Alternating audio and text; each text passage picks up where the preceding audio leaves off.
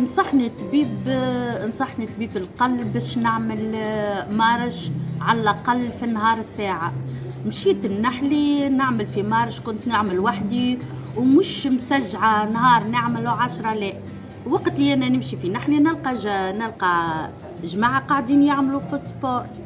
قلت لهم أنا مثال باش ندخل معاكم، قالوا لي مرحبا.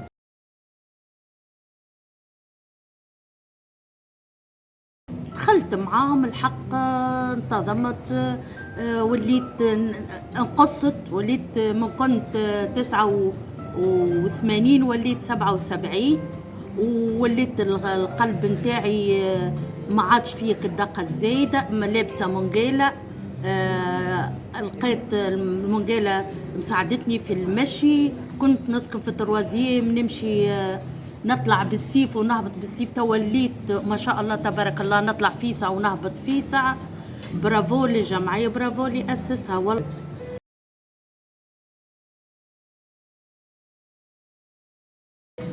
وزاد نلقى حاجة باهية في الجمعية، نعملوا تظاهرات ونعملوا رحلات ونتعرفوا على بلدان ونتعرفوا على حاجات باهية بالكدا. وعجبتني متاع أريدو، ربحت فيها جوائز وفريمون فيزيتا طبية بالكدا حسيتها أنا كامرأة في سني أنا ميمة، حسيتها حاجة كبيرة برشا. وزيدا مشيت في رحلة، مشينا زيدا لتبرقة ما شاء الله، عرفنا طلعنا للجبال وسركنا وحاجات ما عرفتهمش في بلادي، ما كنتش نعرفهم، كان مع الجمعية عرفتهم. نزيد نقول برافو للجمعية.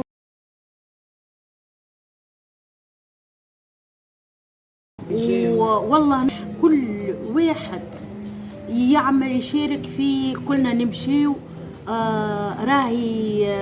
راهي بالحق فيزيتا طبية من عند الجمعية بلاش، معناها ننصح كل واحد يعملها. كان تشوفوا صورتي كيفاش كنت وكيفاش تبدلت، فريمون حاجة اكسترا.